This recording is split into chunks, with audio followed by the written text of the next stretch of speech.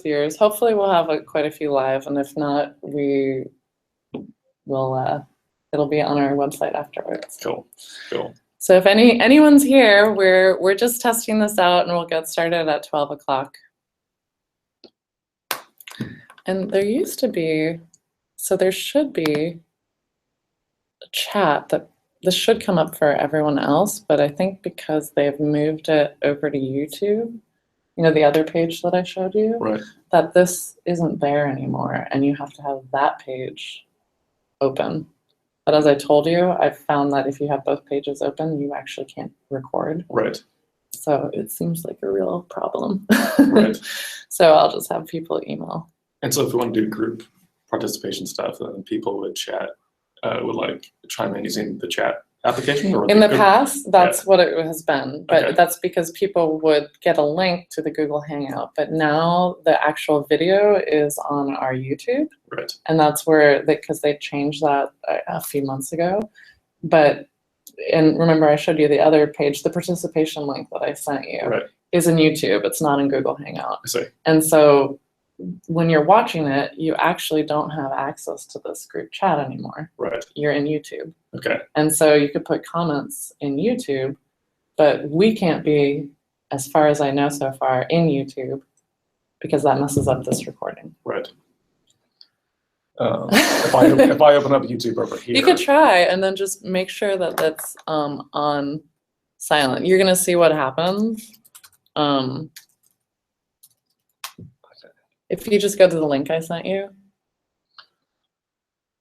Oh yeah, it's live. It's the live now one. Great. So we should get a crazy so we can see the reverberation. And can you just see if it is working in terms of sound? Oh yeah, it's live. So yeah. Okay. And if people post comments here, then we can see them. Yeah. Or here. Theoretically. Oh, here, it's a live chat. Yeah, Okay. there's a live chat right there. Okay. Great. Cool. So it looks like that's not, there's a delay, but it doesn't look like it's messed up. Right. It's okay. Great. So for anyone that's coming on, welcome. We're going to get started at 12 o'clock sharp, so hold tight.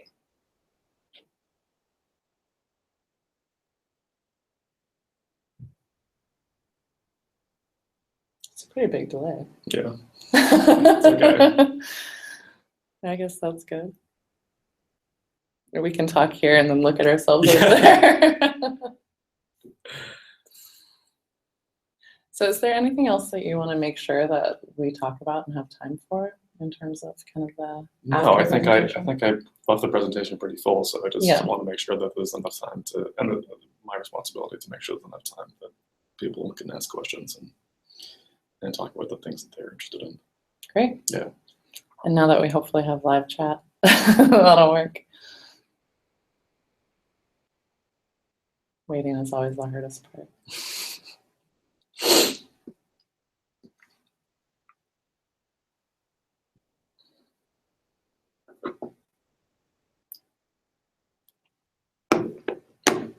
And then what I'll do is I'll go in and edit out for the final video. I'll edit out these first 10 minutes. Sure. So not everyone has to watch it.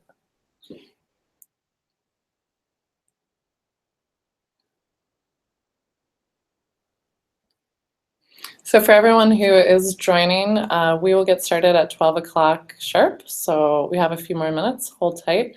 And just so you know, we'll be taking questions right after Jeremy's presentation. So anytime you have questions, feel free to, there should be a live chat box that you see on the view page, and feel free to put your questions in there. Even now, you can start putting in questions you wanna make sure we try to get to, and so that we know it's working.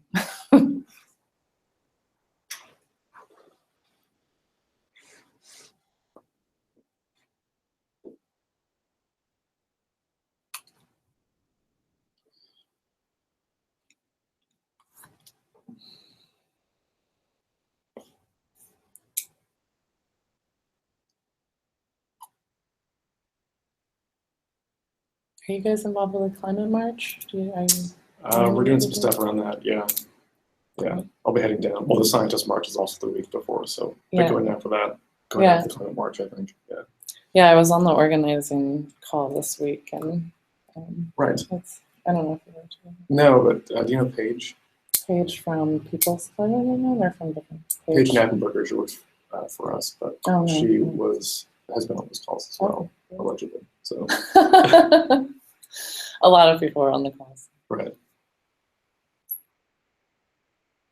So we'll get started in 3 more minutes, and you can hear us chit chat until then.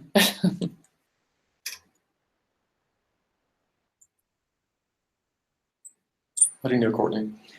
We met through HII and when she was at CRED. Right. And I'm not sure exactly, I don't remember exactly how, but yeah, we did a lot of partnering with her and with Sabina, if you know Sabina Marks, who was also at CRED. They worked really closely together. And then I asked her to join our advisory crew a couple years ago. So cool. It's been really great. Yeah. I would say, and that might be something we get to, but one of the exciting things about the recent election has been just a lot more people reaching out to want to be engaged. Right. And like kind of, it looks like it's harder for a lot of people to be apathetic. Yeah. And that's, you know, as an organization trying to inspire people to take action, that's been that's been nice. Yeah, definitely. Definitely. Courtney actually helped author this presentation because we did the first version of this. We did Climate Nexus for all of our colleagues. Oh, great. Yeah. Oh yeah, the live chat is working. Thank you, Jennifer, for reassuring us. So we are going to start in 2 minutes. And at any point, if you have questions, even now, you can type them into the live chat on your page that you have open. And we will try to get to as many questions as we can after Jeremy does his presentation.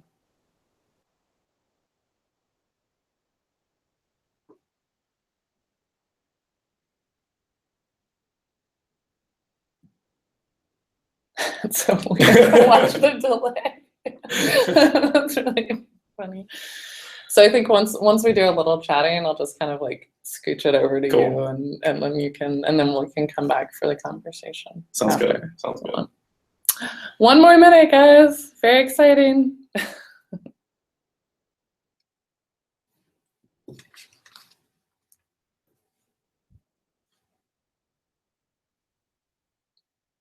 I can't believe what a mild winter it's been. I moved out from DC in September, and everyone's like, "Well, it's going to be so much worse when you get to New York because the winters are brutal." It's been nice. I wish I could fully enjoy it. I'm too much of a climate person. Well, yeah. So, I mean, you walk outside, it's like 60 degrees in February. I'm just like going to be miserable no matter what. Yeah.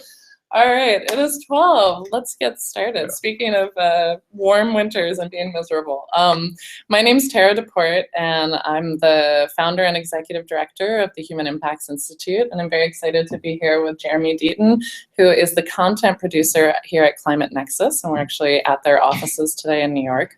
And this is our 5th in a series of online impacts hours, where the idea is we have an hour where we invite an amazing special guest to really share their knowledge. And this whole series has been around climate communications and how we can communicate climate and climate solutions in more effective ways to get more action. And really excited with Jeremy. We had talked about particularly looking at climate communications in the, as we called, the new America, as I put it in the title. I figured that was a diplomatic way to put it. There are a lot of changes politically going on, and a lot of changes around the media, which is your specialty here at Climate Nexus. So I'm wondering if, just to start off, if you could tell a little bit more about Climate Nexus for everyone, because they might not know about it. And then we could start really with the big question of, for you at Climate Nexus, what have been some of the big changes that have happened in the past couple months since the election? Sure. So Climate Nexus works on news about climate change, and primarily that means working with journalists, pitching them stories, writing backgrounders, connecting them with experts. My team creates original content. So we write articles and produce videos about climate change that get shared with commercial outlets. I think since the election, there's been a lot of thinking about the way that we talk about climate change in the news media, and a lot of that's been informed by what reporters newspapers, magazines, online outlets want to talk about their stories. Previously, I think people were more happy to kind of report on the latest study about extreme weather or new technology coming out, and you take that press release and you talk to a couple scientists, and that's your work for today. And I think now there's more of an interest in telling stories about people who are directly impacted by climate change, telling stories about people who are organizing around climate change, and also really reporting on what this administration's doing, what it looks like from the inside of the EPA, the Department of Energy, what they are seeing from Trump's appointees. Great, and we'll definitely get into more of that, and I'm sure quite a few of you have questions about that.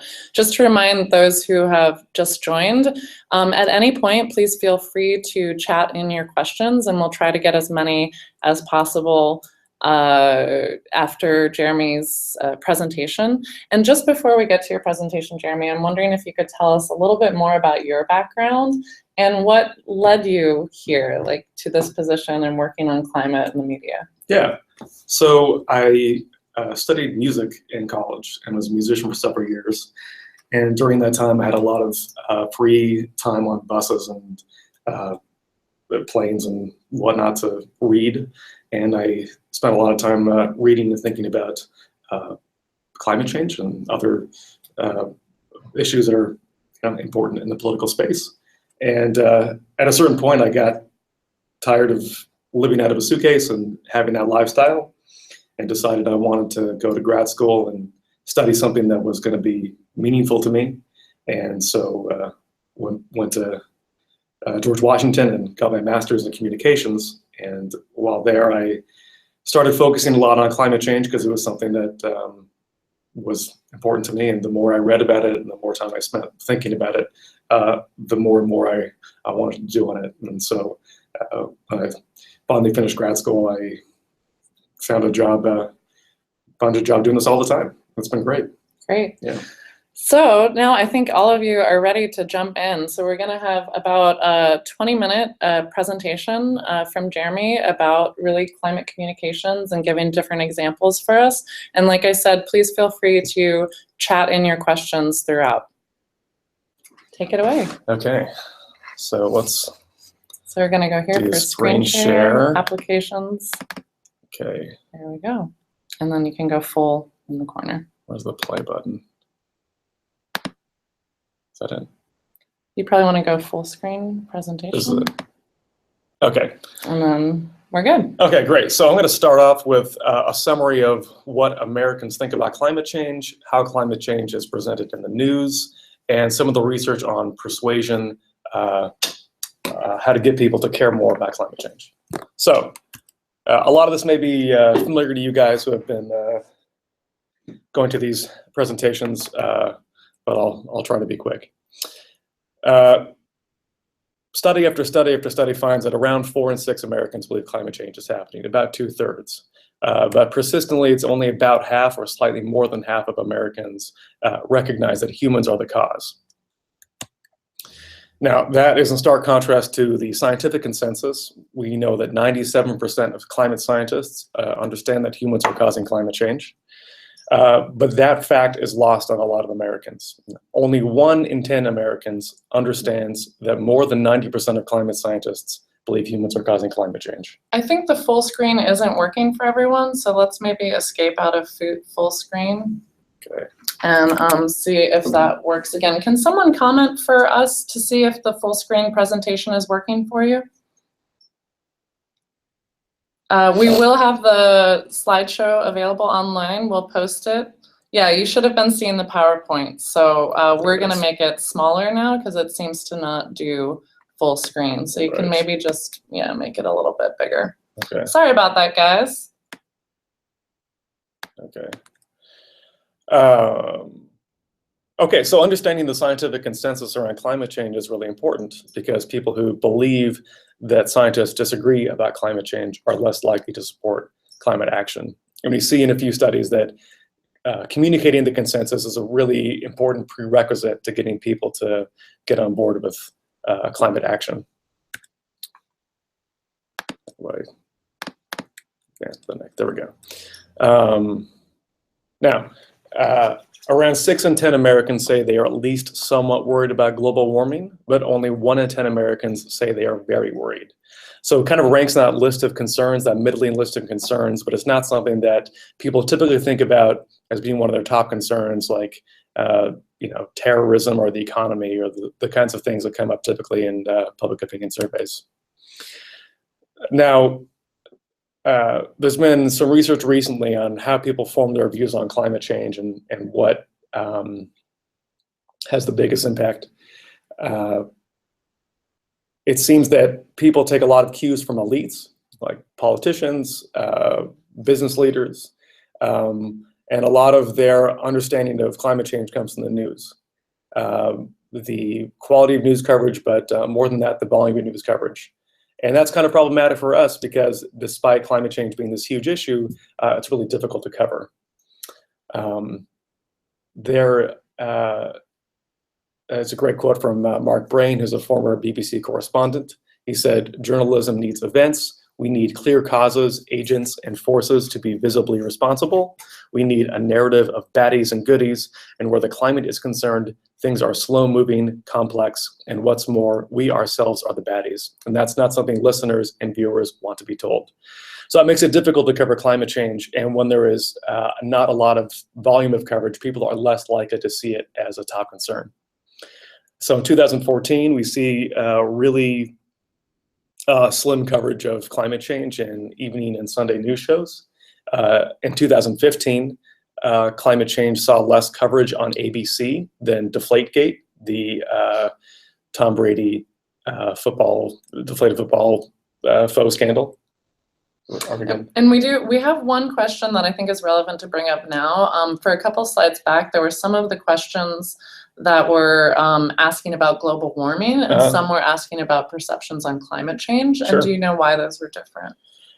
That just goes back and forth with the survey questions. Some pollsters will ask about climate change, some will ask about global warming. Scientifically, those terms are almost interchangeable, right? Like global warming describes the increase in the average surface temperature of the Earth, and climate change describes the resulting change in the Earth's climate. And I think for the layman, they mean essentially the same thing.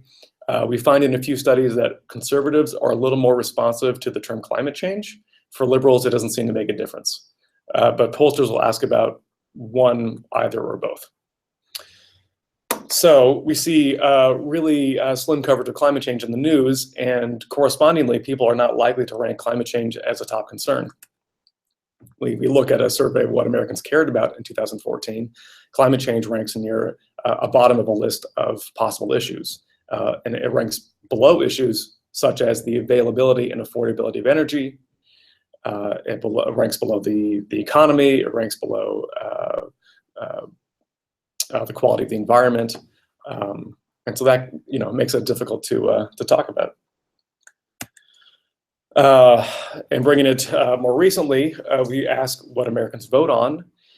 For liberal Democrats, global warming is near the top. It's still below the economy, healthcare, and income inequality. But for moderate or conservative Democrats, moderate Republicans, or conservative Republicans, it ranks very low. It is a bottom concern. It's not something people are thinking about. It's not salient. Now, the volume of news coverage is only one problem with one challenge with covering climate change. We want to see more coverage of climate change, but we also want to see coverage that is scientifically accurate. And there is a tendency among reporters in the pursuit of being objective. There is a tendency to feature both sides of the issue, even if both sides are not equally credible. So a reporter might interview a top scientist at NASA, and then on the other hand, they'll interview a representative from the Heritage Foundation. And those people don't have equally valid or credible points of view on climate change. That is becoming less of a problem. It seems that news outlets are more and more coming around on interviewing or presenting the problem, highlighting scientific voices more than contrarian voices. But in recent years, this is from 2014, we still see a certain amount of balance. We still see news outlets give at near equal time to people who affirm and people who deny climate science. And just to affirm again, you will get a copy of the slideshow. We'll post it to this YouTube link and also to our website and social media afterwards. So now I want to talk about some of the barriers to understanding climate change and then some of the antidotes to those barriers. I understand Per Espen Stokes talked to you guys about his 5 Ds of understanding climate change. I'm going to just kind of review those and talk about some of the research related to those issues and how you can overcome them. So this scholar laid out 5 barriers to accepting the reality of climate change, that it feels distant, that it's overwhelmingly pessimistic, this sense of doom, that there's this dissonance between our actions and our understanding of climate change, that we are inclined to deny a problem so large and overwhelming, and that for many people, climate action is a threat to their identity.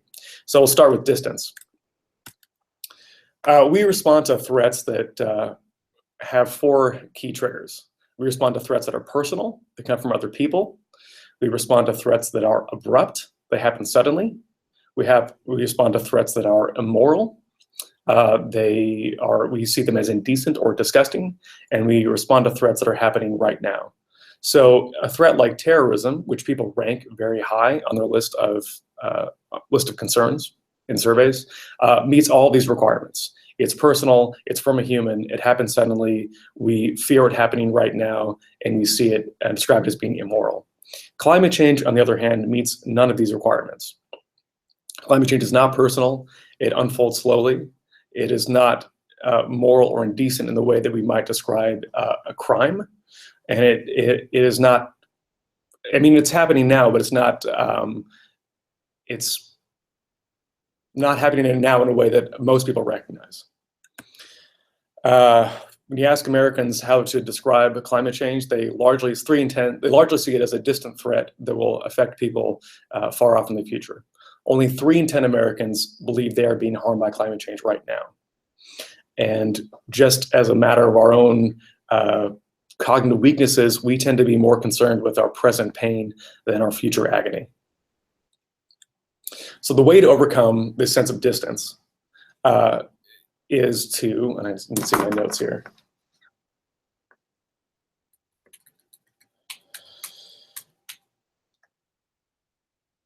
Is to think more about prioritizing our future risks. There's a great quote from Dan Gilbert that I paraphrased here.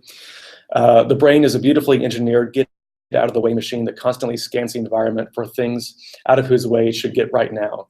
That's what brains did for several million years. And then, just a few million years ago, the mammalian brain learned a new trick: to predict the timing and location of dangers before they actually happened. And our ability to duck that which is not yet coming is one of the brain's most stunning innovations. And we wouldn't have dental floss or 401k plans without it. So, how do we overcome distance? You know, the way that we get people to save for retirement, as Dan Gilbert kind of alluded to, is to enroll them in 401k plans right now, so that it's something that happens passively. It's something that happens in your work. You don't think about it. It brings the issue close to home. And with climate change, we have to do the same thing. We have to show folks how climate is impacting them today. We have to connect climate to issues that matter to them. And we have to invoke their sense of legacy, like what they want to leave on this earth. So you say, you know, climate change is driving drought in California. It is hurting farmers. It is hurting people who, you know, have to cut down on their water usage. It's driving up the price of food. And what kind of environment do you want to leave for your kids? What is the thing that you want to leave behind on this earth? So I'll move on to our second barrier to understanding climate change, and that is just that the problem is so big and overwhelming that we just kind of want to push it out of our minds. And that is, so we can talk about this as doom. This is the second of our 5 Ds, doom. When people see the impacts of climate change, they feel more concerned about the problem, but they also feel more powerless. Dire warnings about climate change can actually make people less likely to reduce their carbon footprint, because if they feel like the problem is unstoppable, it's big, it's out of their control, then they're just likely to brush it off, not think about it. And that's a certain kind of denial that even people, on the political left are vulnerable to. Here's a great quote from Tony Leibowitz at Yale. He says, "Our research has shown that there is a hope gap, even when people who are most alarmed at climate change don't know what the solutions are. Many people feel scared and frustrated and impotent, which is patently wrong. It's solvable." And Tony was another one of our speakers in this series. And just so you know, you can see all of the other presentations as well. I did want to just interject. There was one comment from Tilmeza, sorry if I'm pronouncing that wrong, about that we shouldn't minimize the impacts of climate by saying it's not happening now. And I think you were saying that a lot of people don't perceive it happening now in their personal lives. Can you clarify that a little bit? Yeah, I didn't mean to say that climate change isn't happening now, but that most people don't see that it's happening now. And so it doesn't have that quality. It doesn't have the quality of immediacy that other problems have, because people don't make the connection between today's heat wave and yesterday's carbon pollution. For most people, it still feels like a far-off threat, even if the effects are evident today. And that's a communications challenge, is making sure that people understand how climate change is impacting them today. Here at Climate Nexus, we have a team dedicated to drawing the line between extreme weather events happening right now and climate change. So when you see the wildfires in Chile that happened last week, we can go and say, well, we can connect all the dots between carbon pollution and those wildfires, the heat, the drought, all the preconditions that make that a problem. Back to doom. How do we overcome doom? The way to overcome doom is to emphasize solutions and benefits. For my notes here again. You closed it. Yeah, okay, that's sorry. okay. I'll improvise.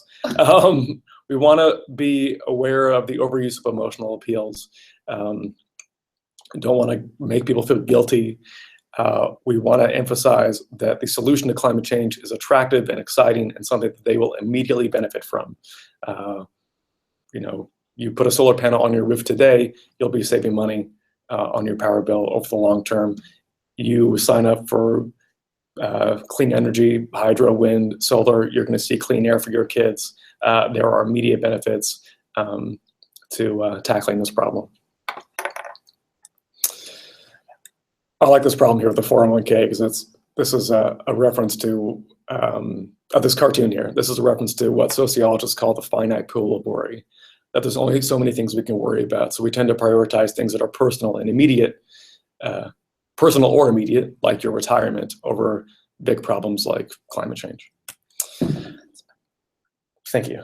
The next barrier is dissonance. Cognitive dissonance, that's the kind of disconnection between our actions and our beliefs. So people see a few climate-friendly consumer options and they feel like they enjoy little social support when it comes to climate change, right? So maybe you want to buy an electric car, but it's expensive, or you want to eat less meat, but every restaurant you go to only has meat. And because you don't have a lot of options, or because it's difficult to make those choices, or you feel like it's difficult, even if it's not, you have to contend with the fact that you're making decisions that are not good for the climate at the same time that you believe that climate change is bad. And so your actions and your beliefs are not in accord. And a lot of people respond to their guilt by dismissing the facts of climate change. The way to overcome dissonance is to channel the power of social norms and group identity. So remind people that instead of talking about the solutions to climate change in a normative way, that you should be taking a bike to work, or you should be taking a train to work, or eating less meat, talk about it in a descriptive way, that millions of Americans are taking the train to work, are giving up the car and riding a bike. Millions of Americans are eating less meat, and appeal to their sense of group identity that could mean, you know, like at a college level in the divestment movement, that students of the University of Virginia believe in a just future with a stable climate, and their group, that university, that community wants to push forward for climate action. So that is a powerful lesson for anyone wanting to work in communications, is that you should make the desired outcome, the desired action, feel consistent with people's group identity. Our fourth barrier here, denial. Denial, people tend to deny climate change on one level because this is kind of related to doom. This problem is so extraordinary and big that it challenges our core belief that the world is a just, orderly, and stable place. And to tackle the problem of climate change would mean a large departure from the status quo. And so people will deny climate change to affirm their belief that the world is a stable place, and to affirm and defend the status quo. Great quote here from Clive Hamilton, he's a professor at Charles Sturt University. He says, "Denial is due to a surplus of culture rather than a deficit of information." And that's something to keep in mind when we talk about climate change, because there's a tendency to believe that you know, if we only explain the facts, that will be sufficient. But the facts aren't sufficient. You have to make the issue immediate. You have to appeal to people's sense of group identity. You have to make the solutions apparent. And you have to address people's sources of doubt. There is a lot to be gained by acknowledging that people are doubtful of climate science. You know, don't treat people as being stupid for not understanding this, or for just being on the outside because they don't get science. Explain that you know, a lot of people have doubts about this, but here's what the science says. If there is a myth that they keep repeating, that, you know, if they keep repeating the myth that scientists don't agree about climate change, don't repeat the myth to them, just affirm the truth. Well, the fact is that 97% of climate scientists affirm that humans are causing climate change. But again, be judicious with facts, because it is not the facts, the science, that will sway people at the end of the day. It's showing them that climate change is personal and that the solutions are attractive and comport with their values. So that brings us to the last barrier to understanding climate change, and that is identity. And this is the most important one, and the biggest one certainly in the United States. Climate deniers tend to be white, male, religious, and conservative, something you may have noticed. Conservatives, and this again is not due to a deficit of knowledge. Conservatives who understand climate science are actually more likely to deny climate change. And conservatives deny climate change because popular solutions to climate change conflict with their values and identity. So if you hear that there's a problem, climate change, and you're a conservative, and you hear the solution is top-down regulations and limits on businesses, that's something that flies in the face of your core values. This is a really, I would get this graph tattooed on my forehead if I was going to get one example of why the climate change debate is so difficult in America. If you ask liberals and conservatives questions about what scientists believe about climate change, they will get them right in equal measure. So the more that person knows about science generally, regardless of whether they are liberal or conservative, the more likely they are to know what scientists believe about climate change. And for those of you that have a small screen, that is just this curve up in the upper left-hand corner. Right. In some cases, conservatives are more likely to get the questions right. This question here on the right, climate scientists believe that if the North Pole ice cap melted as a result of human-caused global warming, global sea levels would rise. Now, that's false, because the North Pole ice cap is sea ice. When it melts, it doesn't cause sea levels to rise, at least not substantially. Liberals see that, and they're likely to believe that it would, because they just associate warming and ice with bad outcomes. Conservatives, don't seem to have that bias. Now, when you take scientists out of the equation, and instead of asking what scientists believe, you just ask what is actually happening, there's this huge departure. Or more educated conservatives are less likely to acknowledge that humans are causing climate change. This problem has, in some ways, gotten worse over the years. We see that climate change has become more of a partisan issue, where fewer conservatives believe that humans are causing climate change, and more Democrats, fewer Republicans, that is, more Democrats believe that humans are causing climate change. That is frustrating and difficult. The good thing here is that clean energy, the solutions to climate change, are absolutely not contentious.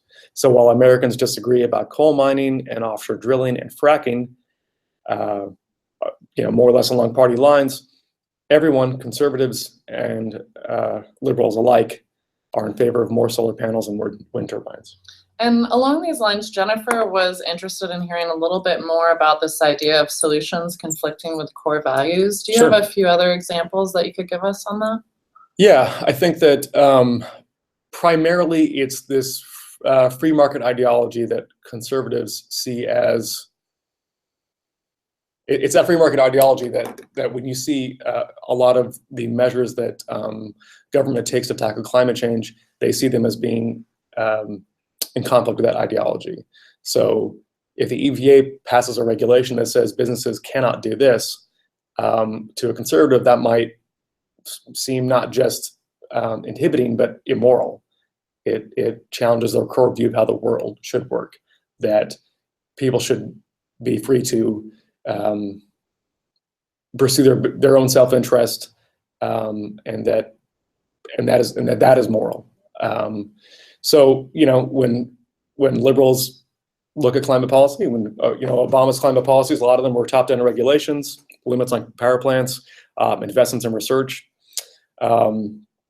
Today, as someone mentioned in the comment section, several leading conservatives came out and offered their solution, which was a carbon tax.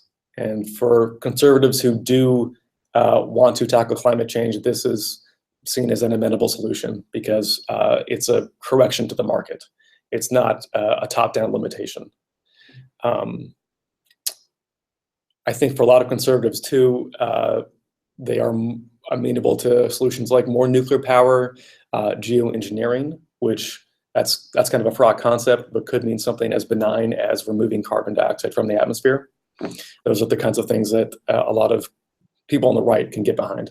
And I would add to that, we actually worked with some Tea Party members in Atlanta on climate and climate communications, and they were, very conservative, but very much supportive of renewable energies, not for the same reasons, for instance, some of us on the call might identify with, but particularly because they were for energy independence, American-produced energy decentralization so that the individual can have it, have control over their energy, and they're against energy monopolies as well. Yeah. That a lot of the big companies have, all their power is really centralized in a couple of companies.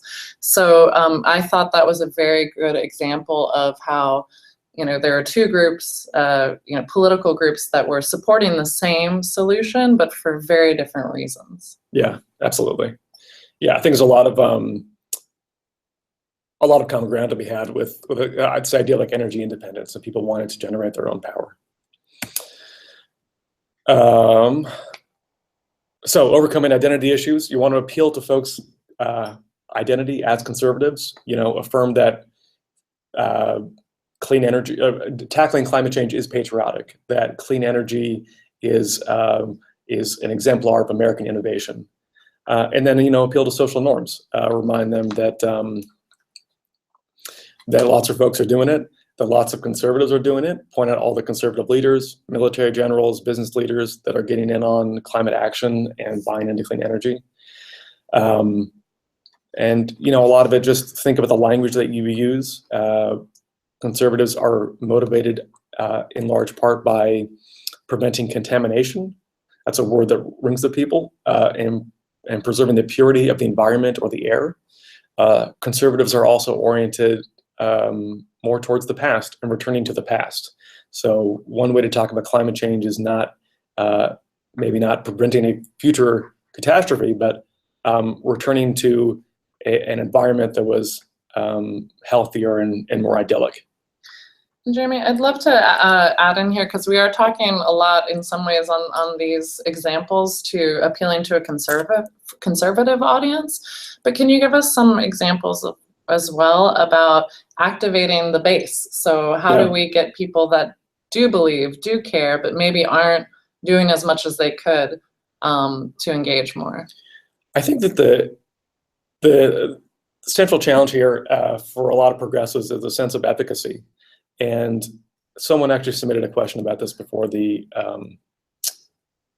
talk, and I'm going to divert or pull that question now.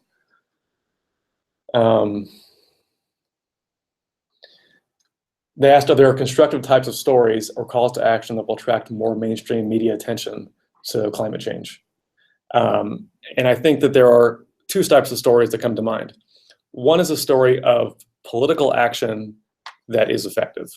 So when we see people protesting the Keystone XL pipeline, and then we see the president, the former president, blocking that project, that affirms to people that their actions, their protests can have an effect. And when people see that they can have some power over the system, they're more likely to act. So stories about protest, stories about organizing can really get progressives going, because that biggest problem for a lot of folks on the left is just lacking the sense of efficacy.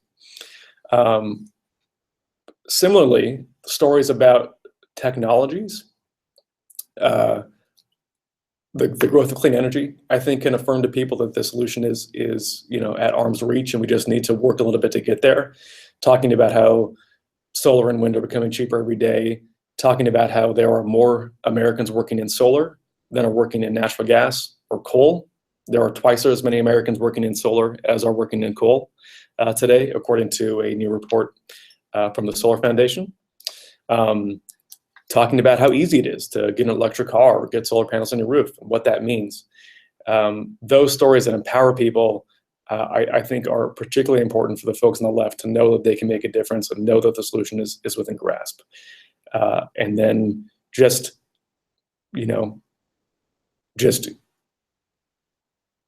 continue to stoke that concern in ways that aren't overwhelming. Talking about how climate change is fueling floods in Texas and North Carolina, and ramping up the likelihood of another Hurricane Sandy or Hurricane Katrina is important as well. But you kind of want that bad news to be the condiment on a good news sandwich. So you want to start with information about the growth of clean energy and what people can do, and then just explain the risk in the middle of all that. Okay, so I want to look at a couple examples now, and would love you guys to kind of chime in with what you think are good or bad about the stuff that we look at.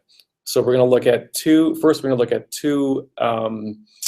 sort of graphical explanations of climate science, one weaker and one stronger.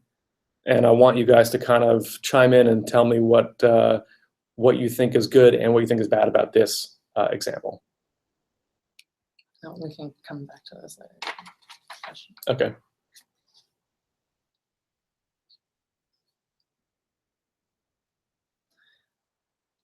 So right now, if you can, you want comments on this one before you talk about it? So what are some of your thoughts on this graphic in terms of effectiveness of communicating climate science?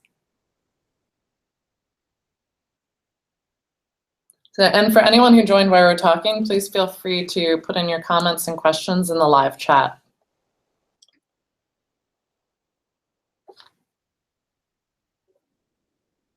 So someone said, this is an American audience. I think using a map of another region is probably not a good idea. I think that's a good criticism, actually. Like, it doesn't bring it home. Like, we can see those greenhouse gases bouncing off Italy and not Florida.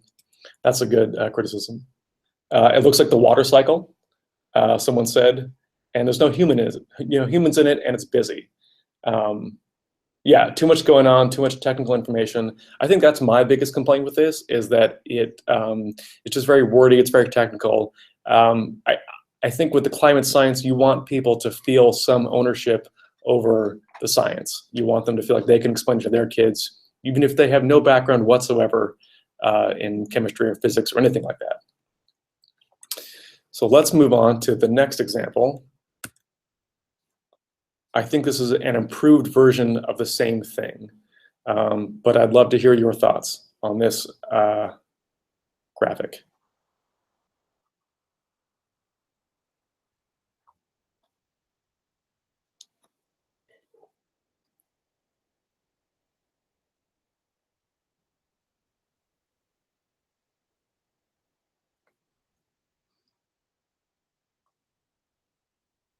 So, I mean, one of my biggest comments I'll start on before we get some more is that it's a lot less busy, that it's easier to read. You know, there's less information on there. I'm also a visual artist, so it's still not quite as intriguing visually for me as I'd probably like. But other comments?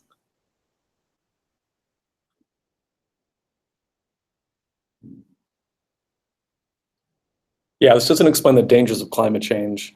It does look kind of benign, but it is like a more simple and accessible explanation.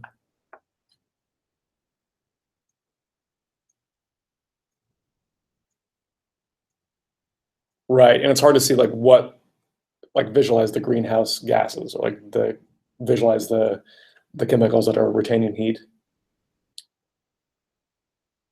Someone said the Earth looks sweetly blue-green and worth protecting. I think that's a good one. Yeah. And Mark Shapiro had brought up that perhaps it's more like an overcoat, and that an image of like a coat on the Earth, which I have seen in quite a few visuals of understanding greenhouse gases, because people can identify with that personally. Oh, I put on a coat, and right. I know what happens to my body. Right, right. I like that. Okay, let's move on. I want to read a couple of quotes explaining climate change. This first one that's a little worse and one's a little better. We'll talk about them both. So this first quote is from John Kerry, from a speech he gave about climate change as Secretary of State. He says, "It's something that we understand with absolute assurance of the veracity of the science. When 97% of scientists agree on anything, we need to listen and we need to respond. Well, 97% of climate scientists have confirmed that climate change is happening and that human activity is responsible." So what do we think is good about this, and what do we think is bad about this?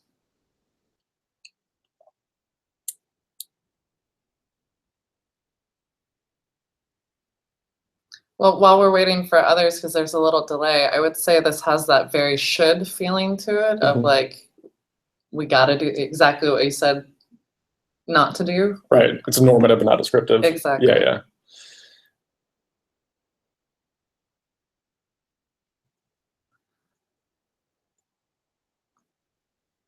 Yeah, it's too long.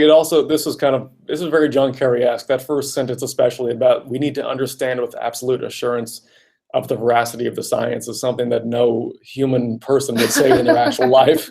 And it's not something that I think it's not the way you would talk if you wanted to connect with your audience. It's also John Kerry, so you'd lose some people. You lose some people just right off the bat. In terms of that, if we're talking to conservatives, probably. Yeah, and that also. His insistence on the scientific consensus, I think that's important. You know, we know that explaining that scientists agree is an important prerequisite to getting people on board. Melanie has a point here that says this assumes that facts are changing minds and there isn't an emotional appeal in there at all. Right, it's hard to connect to. Definitely. Oh, and yeah, Peter was going back to an earlier image. Right. Let's take a look at the next quote. This quote comes from Bill McKibben, who was a writer first, an activist second. And so I think he's just got a really beautiful way of describing climate change and explaining climate science.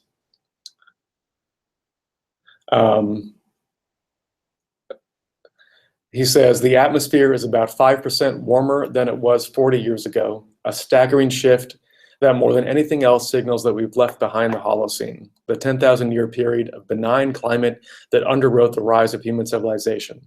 That increase in atmospheric moisture also loads the dice for both drought and flood. What do we think about this one? So during the delay, I'll again put in my Thank you. 2 cents. Thank you. I still think there's some big words in there. I think most people would have no idea what the Holocene was. I mean, it does explain it, but I think it could be simplified. Yeah, definitely.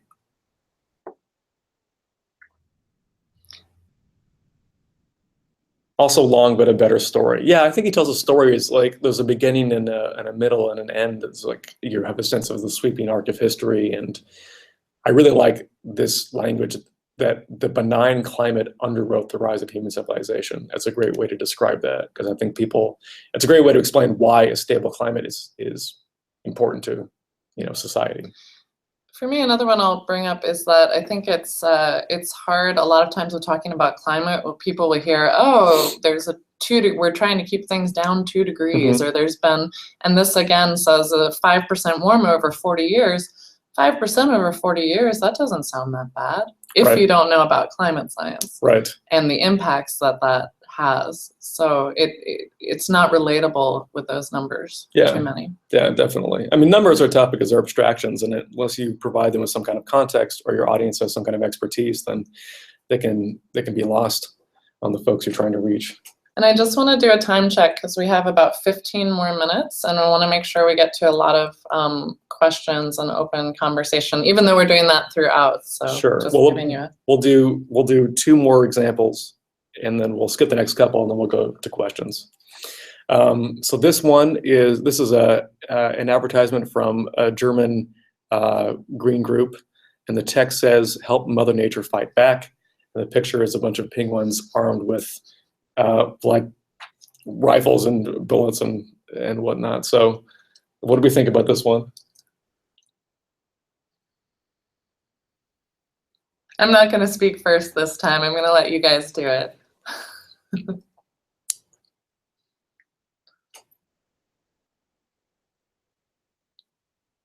So Theo is saying that this is focused on the catastrophic implications rather than the solution. So I'm assuming, Theo, you think that's maybe not a good thing? Wendy Brower's the wrong weapon. Jennifer didn't like how a fight, that it's a fight back. Yeah. It's too aggressive. Yeah. I think that the core framing of this is that this is about nature versus humanity. And climate change is a problem for us. It's not just a problem for other species on this world. And, we are not aligning with animals against humans. We're aligning with humans for humans.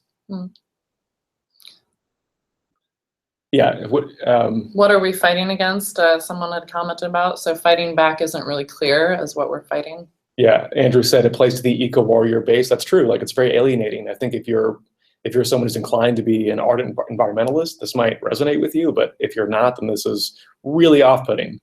I would also say most people might think penguins are cute and cuddly, but they don't have a personal connection with them. So coming back to your ideas of having to relate to our personal identity and lives, not many of us are lucky enough to be hanging out with penguins every day. Yeah, exactly. Lindley, said it sets an us versus them and alienates humans. That's a great point.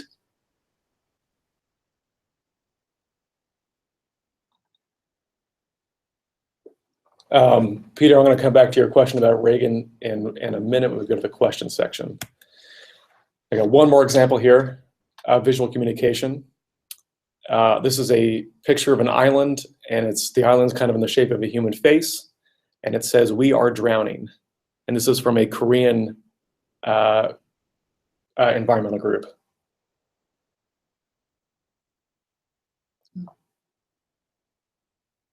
Is that, do you know, is that an island in Korea or No, this near is just Korea? this is It's just like an island. Yeah, it's an artist rendering. Okay. Rendered to look like a human face. Okay. Yeah. Oh, I didn't even see that. Yeah. Yeah. Looks like a human face is kind of drowning underwater.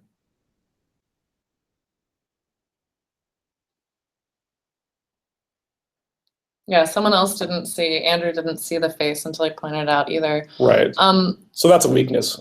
Yeah. Not human enough. Yeah. It is more personal than some of the others, but it still does have that doom problem in terms of it's not actually telling us a solution. It's just ensuring that we're scared and overwhelmed. Yeah, definitely. Definitely. Yeah, to abstract an actual recognizable place would be more powerful.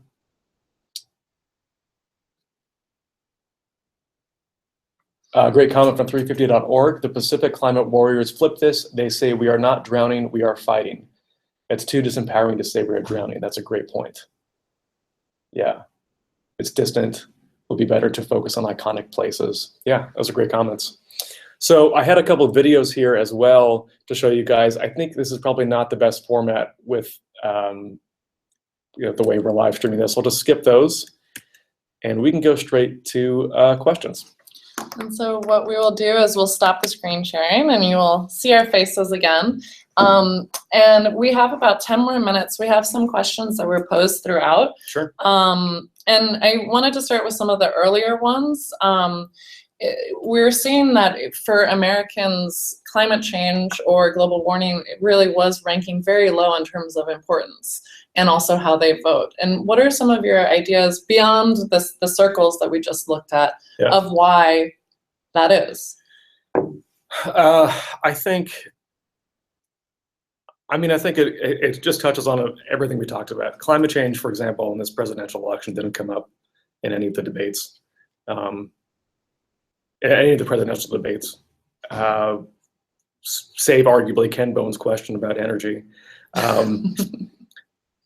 So when people watching the election are not inclined to think that this is an important issue because it's not being valued by reporters. It's not making it above the fold in newspapers or at the top of the hour in evening news broadcasts. And the candidates aren't talking about it, at least in a I'm sure Hillary Clinton was talking about it, but not in a way that we were likely to see just interacting with the news in a regular way. I think in the future we have to, we just have to continue to press news outlets to make climate a bigger issue. We have to press politicians to talk about it more. We also, I think, should endeavor to tie climate change to issues that are already salient for them. So people are worried about jobs. Well, creating policies that drive the growth of clean energy would be a huge jobs creator. Solar energy accounts for 1% of American power generation, but it accounts for twice as many jobs as American coal. So if we want to create jobs, a great way to do that would be to expand solar power generation. Great, and feel free to keep putting questions in there, but I'm gonna go a few more that were posted earlier. There was one great question, so it's great. All of us on here want to communicate climate more effectively. It's great to learn some of the techniques, but are there more resources out there, like tech assistance for social media, templates for press releases, or particular more concrete examples that groups can use to make more effective climate communications? Yeah, I'm going to go back to screen sharing for a second, just to illustrate this. How do I do that? While you're doing that, Nyserta asked you, oh, never mind. That was so fast. But here's 5 websites you can go to that have information and research on climate change. The first one I listed, just in an act of shameless self-promotion, is my website that is kind of intended as a introduction to the research on climate change communication. Climate Advocacy Lab aggregates a lot of tools and a lot of research. ClimateOutreach.org, they're located in the UK. They have a They do a lot of stuff, aggregating tools for people to use. So, examples of like, they, for example, have a database of pictures. And if you want to tell a story that's compelling about climate change, you can search their database for pictures. CRED is a program at Columbia that does research on environmental communication. And then the last one, there's Yale's program on climate change communication, and they have lots of polling data, and you can look at that on a level of states or congressional districts. My organization, Climate Nexus, you can go to our website, climatenexus.org, for backgrounders for news stories. So if you wanted to pitch a news story or write a news story and you wanted more information about what's happening today, you could check that out. As far as technical assistance for social media, I wouldn't know where to direct you, but please email me. There's my email address on screen. If you want any other kind of assistance with climate change communication, I'll see what I can point you to. And I do want to, there was a question from NYSERDA about our work at the Human Impacts Institute, and just adding to Jeremy here, we are going to be doing more and more of these lunch and learns and happy hours and skills building, both online and in person, mostly in person in New York City, but hopefully other places. So we'd love to hear from you. What skills, what organizations, what experts would you want to hear from that would really help your work? So for instance, we're really looking at getting some more PR and marketing people also in to learn about the PR and marketing side of the communications aspect and engagement. Certainly talking with activists and learning more about strategy. How can we be more efficient with our time, as many of us are probably in smaller organizations, nonprofits, or individuals. So where's the efficient place to spend our time? So we'd love to hear from you. You can both either tweet at us or do it in the live chat or email us at tara@humanimpactsinstitute.org with those type of things. So that was one question. There were a couple others.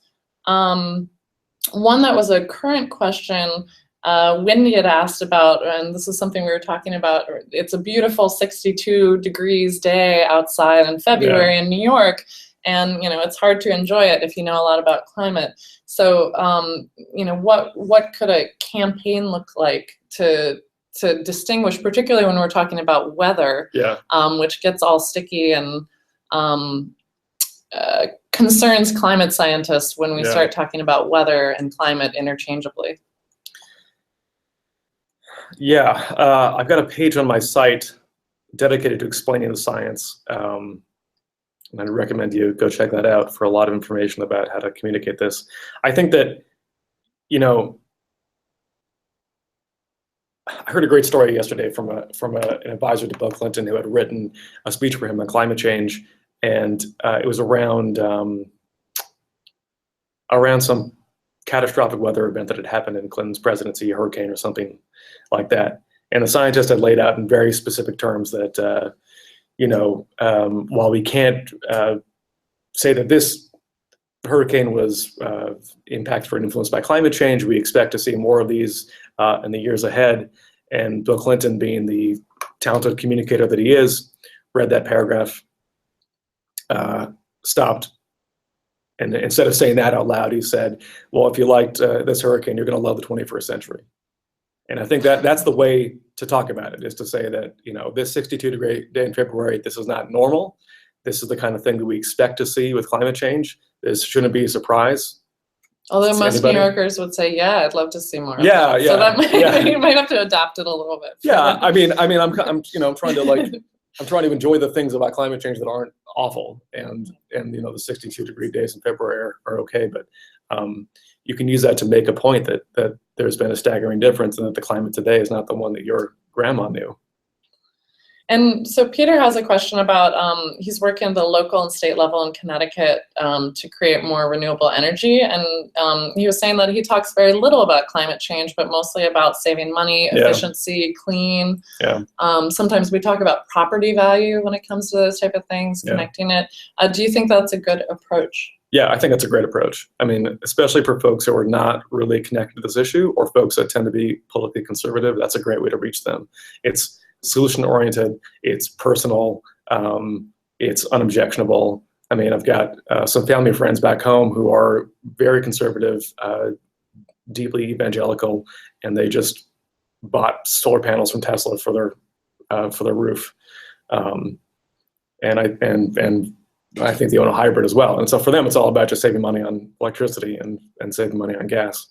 And I think that's a really persuasive argument for a lot of folks, definitely. And Mark Shapiro, he said, perhaps if we frame climate science in the context of previous scientific insights that are widely accepted, like gravity, round Earth, you know, that we can get through some of those barriers you were talking about. Yeah, I think that is one of those things that could potentially backfire with folks, because if you say like, well, listen, we know people used to think the Earth was flat and now they know it's not, and people used to think that climate wasn't changing and now they know it is. The subtext is that if you don't recognize the science, that you're an idiot, and that's counterproductive. But I think there's a way to do that. You can say, for example, that we know that humans are causing climate change with greater certainty than we know that cigarettes cause cancer. You can explain that a lot of scientific breakthroughs were controversial at first, but then they became the consensus, and that happened with evolution. That happened with and that's happening now with climate science.